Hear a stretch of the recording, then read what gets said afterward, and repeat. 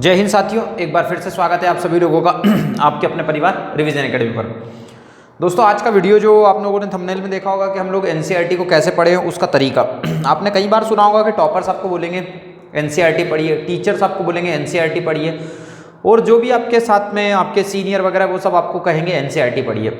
NCERT के ऊपर 2 video मैं पहले बना चुका हूँ कि आपको एनसीईआरटी किस तरीके से पढ़ना, फिजिक्स की, केमिस्ट्री की और बायोलॉजी की। दोस्तों, जो लोग यूपीएससी की तैयारी कर रहे हैं उनके लिए भी बहुत ज़्यादा हेल्पफुल होगा, और जो लोग एमपीपीएससी की तैयारी कर रहे हैं उनके लिए भी बहुत ज़्यादा हेल्पफुल होगा। मैं यहाँ एक तरीका बता रहा हूँ, फिर आप लोगों से लास्ट में उसको डिस्कस करूँगा। देखो, पहले तो मैं एमपीपीएससी के सिलेबस की बात कर लेता हूँ, फिर उसके बाद हम लोग बात करते हैं। दोस्तों, मोटे मोटे हम लोगों को 10 टॉपिक दे रखे हैं। इसमें कुछ टॉपिक ऐसे हैं जो कंबाइन होते हैं, जैसे मानव शारीरिकी, उसमें 8 टॉपिक अलग से होते हैं। कंकाल तंत्र हो गया, तंत्रिका तंत्र हो गया, ऊतक तंत्र हो गया, हृदय तंत्र हो गया, परिसंचरण तंत्र हो गया, श्वसन तंत्र हो गया। तो अलग अलग टाइप के उसमें तंत्र आते हैं। तो ऐसे 8 प्रकार के तंत्र हम बात करते हैं। पाचन तंत्र, तो वो उसने सीधे सीधे एक पॉइंट में लिखा मानव शारीरिकी, है ना। तो पहले डिस्कस कर लेते हैं। जैसे सूक्ष्म जीव और जैविक खेती दे रखा है, माइक्रो ऑर्गेनिज्म और ऑर्गेनिक फार्मिंग के बारे में बात की है, कोशिका संरचना, सेल के स्ट्रक्चर के बारे में बात की है, वर्गीकरण क्लासिफिकेशन दे रखा, प्लांट किंगडम और एनिमल किंगडम के बारे में उसने पूछा है। दूसरा दे रखा है न्यूट्रिशन, अब वो प्लांट में भी दे रखा है, वो एनिमल में भी दे रखा है और ह्यूमन में भी दे रखा है। तो मानव, पौधे और जंतु में पोषण की बात की है उसने। संतुलित आहार दे रखा हुआ है, इसके साथ में विटामिन हो जाएगा, कार्बोहाइड्रेट हो जाएगा, ये सब चीज़ें इसमें आ जाएगी, हिंताजन्य डिफिशियंसी डिसीज वगैरह। फिर उसके बाद है मानव शारीरिकी, इसमें 8 टॉपिक जो मैंने आपको बताया, श्वसन तंत्र, तंत्रिका तंत्र, कंकाल तंत्र, स्केलेटल सिस्टम वगैरह, जितने भी तंत्र होंगे वो सारे इसमें आ जाएंगे। उन पर भी मैं अभी बात करूंगा। श्वसन तंत्र हो गया, जैसे यहाँ पर रेस्पिरेशन हो गया। अब रेस्पिरेशन जो प्लांट में रेस्पिरेशन दे रखा है, एनिमल में रेस्पिरेशन दे रखा है, और साथ में ह्यूमन की बात की।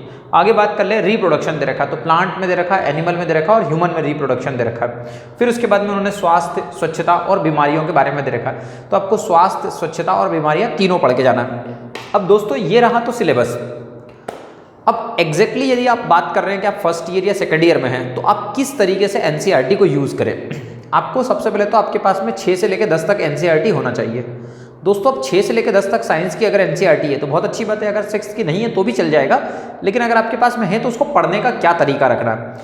फॉर एग्जाम्पल, मैंने यहाँ पर कुछ एग्जाम्पल्स लिख रखे हैं। हालांकि मैं उसको फिजिक्स केमिस्ट्री में डिस्कस कर चुका हूँ थोड़े साल पहले, क्योंकि बीच में यूट्यूब चैनल बंद पड़ा हुआ था।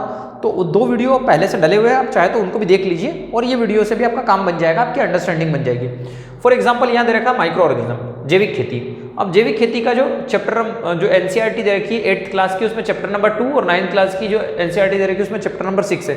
तो सबसे पहले आपको एनसीईआरटी उठाना है और उसमें ये देखना है, मैंने हालांकि लिख दिया यहाँ पर आपको करना इसी तरीके से, वो ज्योग्राफी के साथ, वो पॉलिटी के साथ, वो हिस्ट्री के साथ, सब तरीके से पढ़ना इसी तरीके से, ताकि आपको दिक्कत ना आए। सूक्ष्म जीव खेती अपन ने सर्कल कर लिया कि 8th क्लास की एनसीईआरटी में चैप्टर नंबर 2 पे ये वाला टॉपिक दे रखा है, 9th क्लास की एनसीईआरटी में 6 नंबर चैप्टर पे दे रखा है। दूसरा टॉपिक दे रखा है कोशिका की संरचना, सेल स्ट्रक्चर। तो ये 8th क्लास की एनसीईआरटी 8 चैप्टर में और 9th क्लास की एनसीईआरटी 5th चैप्टर में दे रखा है। फॉर एग्जाम्पल, तो आपको करना क्या है, जो सेल वाला टॉपिक है, आप 8th क्लास के, अब आपको पता चल चुका है कि सेल वाला टॉपिक हमारे सिलेबस में आपने उठाया, आपने 8th क्लास की एनसीईआरटी पढ़ी और चैप्टर नंबर 8 आपने पढ़ लिया। अब आपको लग रहा है कि यही चैप्टर अगर 9th क्लास में, अब आपको लग रहा है यही चैप्टर अगर 10th क्लास में, तो उस पर आपने सर्कल कर लिया और वो सेल उससे भी पढ़ लिया और इससे भी पढ़ दिया। जब आप दोबारा, याद रखिएगा, पहली रीडिंग करने में आपको एज अ कहानी पढ़ना, उसको कहानी के तौर पर पढ़ना है। कभी भी ध्यान रखें, फर्स्ट रीडिंग में कभी भी अंडरलाइन नहीं करें, और याद रखें हमेशा आपके पास में पेन या जो हाईलाइटर है वो नहीं होना चाहिए पहली रीडिंग में, ना आपके पास कोई पेंसिल होनी चाहिए। जब आप सेकंड रीडिंग में आ रहे हैं तब आपके पास में पेंसिल होनी चाहिए, और जब आप थर्ड रीडिंग में आ रहे हैं तब आपके पास हाईलाइटर होना चाहिए। पेन जो भी यूज़ करता है वो गलत तरीका है, ध्यान रखिएगा ये बात, ठीक है। तो अब यहाँ जैसे अपने ये उठा लिया क्लासिफिकेशन, तो 9th क्लास का 7 चैप्टर दे रखा है। न्यूट्रिशन उठा दिया, 7th क्लास की जो एनसीईआरटी में पहला और दूसरा चैप्टर दे रखा है। अब यहाँ देखो, मानव शारीरिकी की जो रहता है 10th क्लास में 6, 7, 8, 9, यही टॉपिक अगर 7th क्लास की एनसीईआरटी में है, 8th में है, 9th में है, तो क्या होगा, जैसे आपने 8th क्लास की एनसीईआरटी से सेल वाला टॉपिक पढ़ लिया, अब वही चैप्टर है यदि 9th क्लास की एनसीईआरटी में, तो क्या होगा, अभी ताज़ा ताज़ा आपने उसको पढ़ा और वही चैप्टर थोड़ा सा डीप जाएगा 9th क्लास में, अगर वो है तो। ज़रूरी नहीं है कि ऐसा 7th में होगा तो वो 8th में भी आएगा, 9th में भी आएगा, 10th में भी आएगा। हो सकता हो कि वो 7th के बाद 9th में आ रहा हो, या हो सकता हो कि वो 8th के बाद 9th 10th दोनों में आ रहा हो, ठीक है। तो उससे क्या होगा, आपका रिवीजन भी हो जाएगा, और दूसरा ये है कि आपको एक अंडरस्टैंडिंग बन जाएगी कि नेक्स्ट टाइम मुझे 8th क्लास की एनसीईआरटी तो नहीं पढ़ना रिवीजन करते टाइम, क्योंकि वही का वही सारा डाटा मुझे 9th क्लास में थोड़ा एक्स्ट्रा में मिल रहा है, तो आप उसको क्रॉस लगा देंगे कि यार यही चैप्टर मुझे 9th क्लास में दे रखा है, तो सर पहले ही बता दो ना कि 9th की पढ़ ले। नहीं, फर्स्ट टाइम जो जैसे अगर 7th क्लास की एनसीईआरटी में दे रखा है तो वो छोटे बच्चों को जैसे समझाते हैं ना उस तरीके से, और अब आप क्या ग्रेजुएशन 12th क्लियर कर चुके हो तो आपको वो बहुत जल्दी समझ में आएगा। वो जितनी जल्दी आप आपका कैचिंग पावर बढ़ेगा उससे, तो जैसे ही आपका कैचिंग पावर पड़ेगा, अब अगर कोई बंदा यूपीएससी की तैयारी कर रहा है तो फिर वो क्या करेगा, 11th-12th की जब एनसीईआरटी उठाएगा, बायो की, फिजिक्स की, केमिस्ट्री की, जितना भी पार्ट, तो उसके वही चैप्टर पढ़ेगा वो जो उसके काम के हैं, तो उसकी एक अंडरस्टैंडिंग बन जाएगी। दोस्तों कुछ लोग होते हैं जो तैयारी करते करते अपने साल दे देते हैं, बहुत टाइम लग जाता उनको, उनके पास सिस्टमेटिक ढंग से गाइडेंस नहीं होता। मैं आपको बार बार बोल रहा हूँ, अगर आपके पास में गाइडेंस है तो आप बहुत सही दिशा में जा रहे हैं, अगर आपके पास गाइडेंस नहीं है तो आप प्री मेंस और इंटरव्यू के ऐसे जंजाल में उलझेंगे कि आप उससे बाहर नहीं निकल पाएंगे, और अपनी लाइफ का मोस्ट इंपॉर्टेंट पार्ट जो आप खो चुके होंगे। ये बात बहुत इंपॉर्टेंट है जो आपको समझने वाली बात है। तो आपको ये समझ में आया किस तरीके से पढ़ना है, आपका भी टाइम कीमती है, मेरा भी टाइम कीमती है, इसलिए मैं ज़्यादा इधर उधर की फालतू की बात नहीं करूँगा। पहली यूनिट जो फिजिक्स की है, दूसरी यूनिट जो केमिस्ट्री की, और तीसरी यूनिट जो बायोलॉजी की, एमपीपीएससी के लिए मोस्ट इंपॉर्टेंट है। तो आपको एनसीईआरटी पढ़ने का तरीका समझ में आया कि किस तरीके से एनसीईआरटी पढ़ना है, क्योंकि टॉपर आपको बोल देंगे, टीचर आपको बोल देंगे, और जितने भी आपके कलीग्स है या जो सीनियर है वो सब आपको ये बोल देंगे कि एनसीईआरटी पढ़िए। पर जब आप एनसीईआरटी पढ़ने लगते हो तो 6, 7, 8 उठाते हो और पढ़ना स्टार्ट कर देते हैं। उसमें क्या होता है कि आपकी अंडरस्टैंडिंग नहीं बनती, एक चैप्टर फिजिक्स का, एक चैप्टर केमिस्ट्री का, क्योंकि हर व्यक्ति की दिमागी क्षमता एक जैसी नहीं होती है। कुछ व्यक्ति होते हैं जिनको 10 बार रिवीजन करने में, 5 बार रिवीजन करने में ही चीज़ें याद होती है।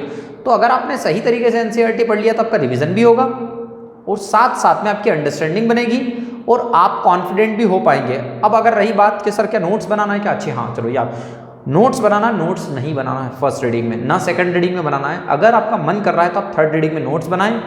इन फ्यूचर कभी आपको लगता है कि किसी कोचिंग में ज्वाइन करना, तो आप फिर एनसीईआरटी से नोट्स ना बनाएं, फिर आप सीधे नोट्स उठाएंगे तो आपको ये समझ में आएगा कि इसमें कुछ कमी है, तो उन्हीं नोट्स में एनसीईआरटी से उठा के कॉपी पेस्ट कर ले कि ये पार्ट कमी है। अगर आपको लगता है कि नहीं मुझे तो कोचिंग इंस्टीट्यूट के नोट्स नहीं देखना है, तो फिर आप एनसीईआरटी की 3 रीडिंग करने के बाद नोट्स बनाएं।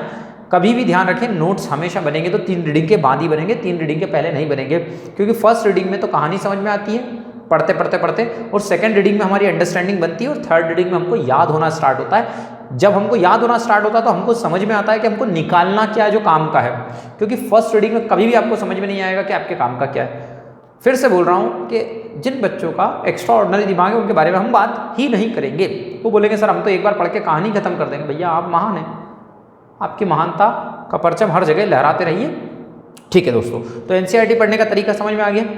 दोस्तों कोशिश करिए कि ज़्यादा से ज़्यादा लोगों तक ये बात शेयर करें कि एनसीईआरटी किस तरीके से पढ़ी जाती है। मिलते हैं नेक्स्ट लेक्चर में, तब तक के लिए जय हिंद, जय भारत और जय अपने माता पिता की।